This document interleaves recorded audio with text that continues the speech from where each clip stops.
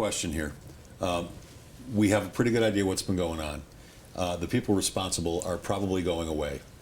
And I'm wondering, is Russia in fact going to have the World Cup in 2018? And is Qatar, the country formerly known as Qatar, are they going to get the World Cup in 2022? What's your feeling on that? And does the U.S., if either of those two countries loses the World Cup, will the U.S. end up with one of them?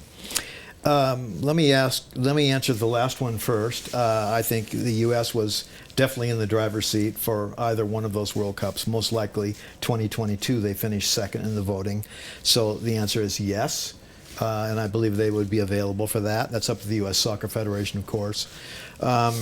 In terms of whether those World Cups will stay, I would say before this recent activity, I would have said absolutely yes.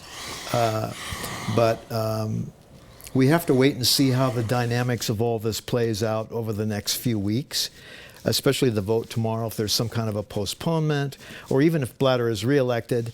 If more sponsors drop out, as we expect, some of the big sponsors of the World Cup, then that could force his hand maybe. It's still a crapshoot, you know? Yeah.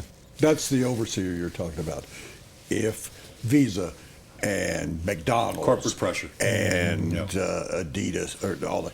But the problem with that is Budweiser. there are a bunch of other companies that want in on the World Cup, lining up, and that's sure. And if you drop out now and then you want to get back in later, is that going to be an issue? If the leadership changes over, I think, if somebody, who's running against Blatter is Ali bin Al Hussein, the Crown Prince of Jordan, who is the third son of King Hussein. He's 39 years old. If he were to get in there, I think he would have no other opportunity but saying, all right, we're starting over here, and let's put some things in place. There's a lot of people on that executive committee that want reform, and I think it's all set up for it. But let's John, hope for a good vote. Appreciate your time. Appreciate you coming into the studio. Thanks a lot, guys. He's John Polis. He is the former Director of Communications for the U.S. Soccer Federation. Now does work with the Colorado Rapids. Thank you, boys. All right. And don't forget your pizza. All right, I'll take that with me. All right, John's appearance brought to you by Take it home Papa and have it John's. tomorrow. Better ingredients, better pizza. Papa John's.